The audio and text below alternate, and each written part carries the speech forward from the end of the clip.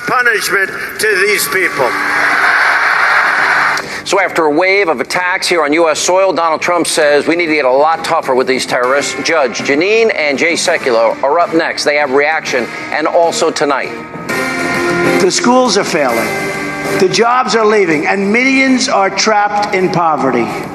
So to the African American community, I say, vote for Donald Trump. I will fix it. I will fix it. Donald Trump, he continues his outreach to African-American voters. We'll have a preview of our big Hannity town hall tomorrow night with the GOP nominee from Cleveland, Ohio. That and more, all coming up straight ahead. And his punishment will not be what it once would have been. We must have speedy but fair trials, and we must deliver a just and very harsh punishment to these people.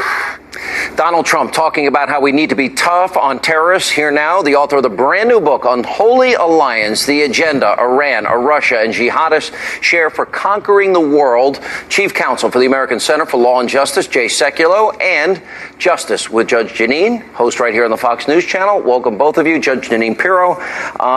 Well, that's a pretty interesting book, by the way, because I think you're right. I mean, if you look at the alliance, Iran, Russia, radical jihadists, they on two of the senses anyway, they want to advance a caliphate that's worldwide domination and Islam as the main religion, and it's convert or die. How does Putin fit into that, Jay? Well, here's what you've got. You've got an alliance that hasn't ever existed before, and that is Russia and the Iranians are working together. You had Russia launching aircraft out of Iran into Syria, which, by the way, violates the Iranian constitution, which I have in the book Unholy Alliance. There's an interesting aspect of this, Sean, and that is, and I think Donald Trump actually got this very much correct, the Russians historically, and you go all the way back to Benjamin Disraeli, Prime Minister of Great Britain in the 1870s, said, the Russians understand power, that you don't arbitrate. They understand power. And he said, look, diplomacy can be power, but there has to be power behind it. And we're not projecting power. Thus, the Russians, the Iranians, look at our weakness and they project their strength, and they're working together, and that's where this unholy alliance, including Syria, involved in that as well. There's a lot of different parts moving right now, but I think we're probably on the jihadist issue the worst in our lifetime. I think this is worse than 9/11 as far as the level of this. And Jeanine, Judge Jeanine, this happened with Reagan. I mean, he compared himself to Carter. Carter had shown weakness, the Iranian hostage crisis, obviously the most prominent. And the world had the feeling that if Ronald Reagan won, that the world was going to change dramatically and America wouldn't be weak and timid anymore. And the world was safer as he built up our military. And the concept of peace through strength was proven to be effective. Absolutely, and I think that's what Americans are feeling right now, and I think that's why you're seeing the polls changing dramatically, and how Donald Trump is staying strong, and how he's starting to possibly turn previously blue states red. I mean, Americans are fed up with this. They're fed up with hearing the FBI knew about someone, the FBI knew that this guy was stabbed someone, and the grand jury didn't indict, that nothing happens to these people. These wives disappear. We never hear about any of this ever again. And, you know, the whole justice system, the military system, Americans are disappointed. It is time for a change. I don't think we've ever been more right. Honestly think that the issue of not saying radical Islam, Jay, and there's such a difference between Hillary and Donald Trump, the issue of vetting refugees and allowing people that come from cultures that directly clash with our Constitution, that Americans fundamentally understand that we have to know if they're coming here to become American and assimilate, or do they want to proselytize and bring their value system, which is the opposite of ours, with them. And I also think the issue of the wall. I think it's now clear to Americans that there is a clear and present danger with radical Islamists. How many more incidents do we need to prove it? Well, I mean, look, the Israelis have utilized both, as you said earlier, they've used profiling successfully, by the way, and they have a wall. And they have a wall to protect their citizens. Now, here's the issue, Sean, that I think is front and center on this. I think you're exactly correct. I think what Judge said was also absolutely correct.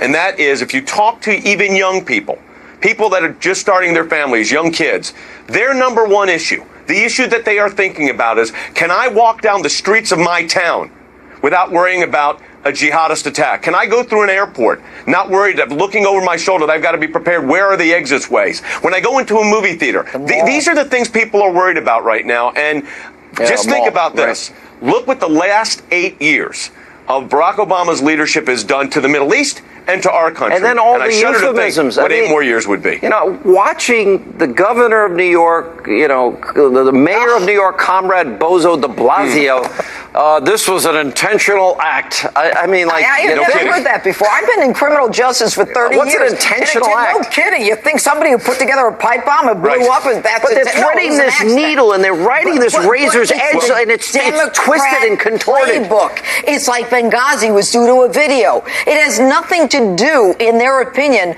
with the terrorism that is coming for us. And so in order for them to protect their positions, they have to say, we're defeating it. And this is just a little of this and a little of that. And I got to tell you, Sean, sounds insane. It is insane. It's insanity. It is. But when we've got these guys beating their wives, you've got domestic violence, you've got them hating gays, and we are bringing them to this country. We think they're going to assimilate. They are not. And what we've got to do is they've got to lose their citizenship. This is a clash of cultures. Exactly. And we either want to be a constitutional republic or we don't.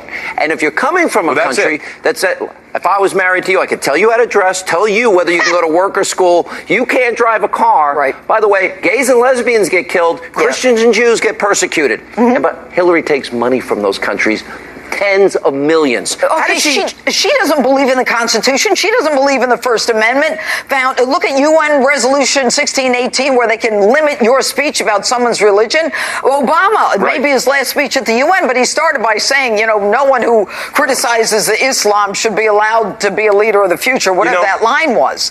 And what we've got are people who hate us, and we let them in. We're suckers. You know what? I can see a 9/11-like commission report after the next big attack, Jay. And you know what they're going to mention? They're going to mention New York, and they're going to mention New Jersey, and San Bernardino, and Chattanooga, and Fort Hood, and Orlando, and they're going to say they were at war with us.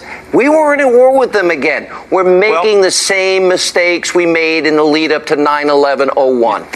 We have a pre-9/11 mindset under Obama and Hillary. And Sean, we've got the paradigm is absolutely backwards. The president and his administration starts with the proposition that these are not acts of terrorism, these are intentional acts. No kidding, by the way.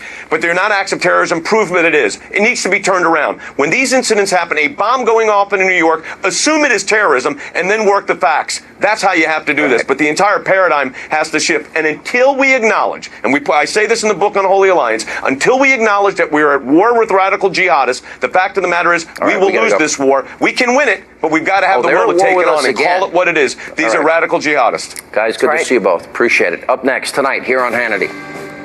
The schools are failing. The jobs are leaving, and millions are trapped in poverty. So, community, I say, vote for Donald Trump. I will fix it. I will fix it. African-American voters. Up next, we're going to have a preview of our town hall with the GOP nominee tomorrow night in Cleveland, Ohio. You don't want to miss that.